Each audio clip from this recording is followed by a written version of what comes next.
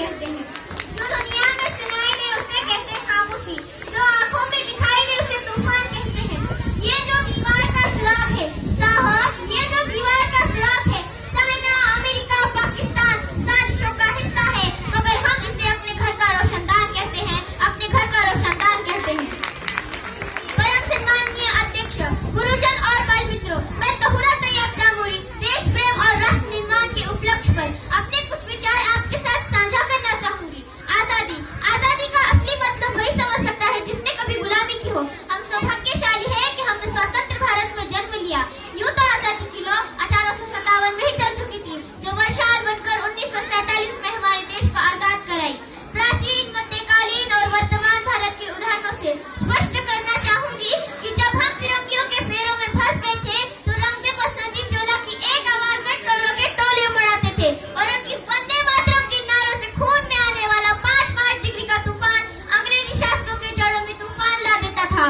लोग मर जाते थे, मिट जाते थे, फांसी चढ़ जाते थे, तो वो भी अपनी देशभक्ति साबित कर रहे होते थे, क्योंकि वो भी उनकी देशभक्ति की कसौटी थी। उसके बाद 62 और 71 के युद्ध में अपना सुहाग गंवा देने वाली औरत जब घर के हालात ये हो जाया करते थे कि प्यार भी भरपूर गया, मांग का सिंदूर गया, नन्हे ननिहालों की लंगोटियां चली गई, छोटी छोटी बेटियों की चोटियां चली गई, बाप की कमाई गई, भाई की पढ़ाई गई, ऐसा एक विस्फोट हुआ पता ही चला नहीं, पूरे जिस्म की कहीं बोटियां चली गई।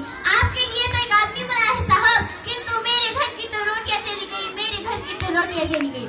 वाले हालात पैदा होने के बावजूद भी एक माँ अपने बेटे को सरहद पर दुश्मन की धज्जियां उड़ाने के लिए भेजा कर पत्र लिखा करती थी कि अम्मा ने खत लिखा है बड़े ही चाव से, अम्मा ने खत लिखा है बड़े ही चाव से, पुत्र मेरे न घबराना, एक इंच भी पीछे न हटना, चाहे इंच इंच कर जाना, चाहे इंच इंच कर जाना। इस तरह पूरा परिवार अपनी देशभक्ति साबित कर रहा होता था। तब देश बलिदान मांगता था, तब देश लड़ जाने को कहता था, तब देश मर जाने को, मिट जाने को, फांसी चढ़ जाने को कहता था। किंतु आज देश मर जाने को, मिट जाने को, फांसी चढ़ जाने को नहीं कहता, बल्कि मेरे विचारों में यदि कोई व्यक्ति अपना काम पूरी ईमानदारी, पूरी मेहनत और पूरी लगन से करे ना, तो वही सबसे बड़ा देशभक्त है। मैं नहीं मानती कि फेसबुक और व्हाट्सएप की डीपी को 3 रंग में रंगना देशभक्ति है, और यदि आप कहें कि साल में 2 बार हाथ में तिरंगा ले लेना देशभक्ति है, तो मैं पूछना चाहूंगी कि फुटपाथ में रहने वाला वो बच्चा ट्रैफिक की छांव में नंगे पांव में जब तिरंगा बेच रहा होता है, तो क्या आप उसे उसकी देशभक्ति कहेंगे? ये उसकी देशभक्ति नहीं, उसके पेट के भूख की शक्ति है जो उसे ऐसा करने पर मजबूर करती है। क्योंकि न मस्जिद को जानते हैं, न शिवालयों को जानते हैं, न मस्जिद को जानते हैं, न शिवालयों को जानते हैं। जो पेट के भूखे होते हैं वो सिर्फ भोजन के निवालों को जानते हैं। अपने परिवार, अपने समाज, अपने देश के लिए समर्पण का भार है देशभक्ति, और हर देशद्रोही के जीवन में आने वाला तूफान है हमारी सच्ची देशभक्ति, ताकि हर देशद्रोही समझ सके कि अगर तू परिंदा है तो ये आसमान तेरा, अगर तू दरिंदा है तो ये शमशान तेरा। भाईचारे से रहना रहे, वरना इस जमीन पर ये कब्र भी तेरी, ये कब्रिस्तान भी तेरा, ये कब्रिस्तान भी तेरा। लेकिन एक देशद्रोही से ज्यादा देशभक्ति तब महान होती है जब एक बेटा अपने बूढ़े माँ बाप को वृद्धाश्रम के चक्कर पर छोड़ाता है। उठती है वो देशभक्ति जो मुसीबत में फंसे लोगों की जान बचाने से ज्यादा हम अपनी सेल्फी लेकर लाइक बढ़ाने में लगे रहते हैं। आज के इस दौर में वो युवा जिसके ऊपर जिम्मेदारी है अपने समाज, अपने देश, अपने राष्ट्र के आशा को बांधे रखने की, वही युवा आज 4x4 इंच की एक छोटी सी स्क्रीन पर अपनी कोमल उंगलियों के घसे मात्र से अपनी भावनाओं की बोझी भेज रहा है। 4 बोतल वोट का काम मेरा रोज का ने भारत का भविष्य तबाह कर रखा है। हम ऐसे समाज में जीते हैं जहाँ लड़कों से बात करता देख जो भाई हड़काते हैं, लड़कों से बात करता देख जो भाई हड़काते हैं, वही भाई अपने गर्लफ्रेंड के किस्से घर में हंस-हंस कर सुनाते हैं, हंस-हंस कर सुनाते थे। और मैं बता दूं, महिला सुरक्षा के मामले में हम आज भी चौथे नंबर पर आते हैं। हम ऐसे समाज में जीते हैं जहाँ मजदूर को मजबूर नहीं, गरीब को काम दीजिए और दान नहीं, और अगर दान देने की इच्छुक है तो जीते जी रखकर दान दीजिए, और मरने के बाद अंगदान देकर किसी मरते हुए को जीवन दान दीजिए, जीवन दान दीजिए। यही सच्ची देशभक्ति और यही सच्चा राष्ट्र प्रेम है। न सरकार मेरी है न रब मेरा है, न सरकार मेरी है न रब मेरा है, और ना ही ये बड़ा सा नाम मेरा है। बस इतनी सी बात का गुरूर है मुझे कि मैं भारत की हूँ, ये भारत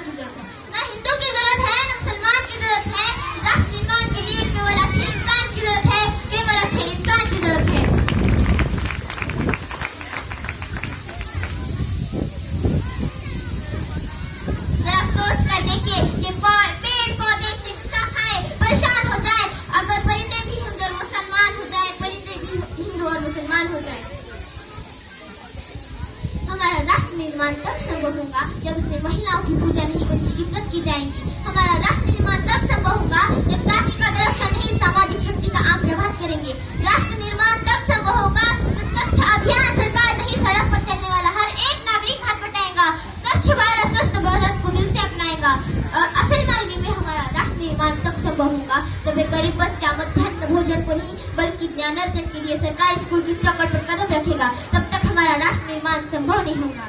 बड़ी बड़ी बातें नहीं, छोटी छोटी कोशिश करनी होगी, क्योंकि ठोकर हमें पहाड़ों से नहीं पत्थरों से लगा करती है। मैं सैल्यूट करना चाहूंगी सरहद पर दिन रात हमारी रक्षा के लिए खड़े हर उस जवान को, इस देश की पुलिस प्रशासन को और किसान को और हर उस व्यक्ति को जो अपना काम पूरी ईमानदारी, पूरी मेहनत और पूरी लगन से करते हैं, जिनके बिना राष्ट्र निर्माण की कल्पना करना भी असंभव लगता है। और आज इस मंच पर मैं भारत की बेटी पूरी जिम्मेदारी के साथ कहती हूँ कि हमारा राष्ट्र निर्माण तब संभव होगा जब हम सब मिलकर, मैं, आप, हम सब मिलकर प्रयास करेंगे, क्योंकि हमारे देश की जिम्मेदारी नहीं हमें आगे ले जाने की, बल्कि हमारी जिम्मेदारी है हमारे देश को आगे ले जाने की, हमारे राष्ट्र को आगे ले जाने की, हमारे वतन को आगे ले जाने की। तो मैं अंत में बस यही कहना चाहूंगी कि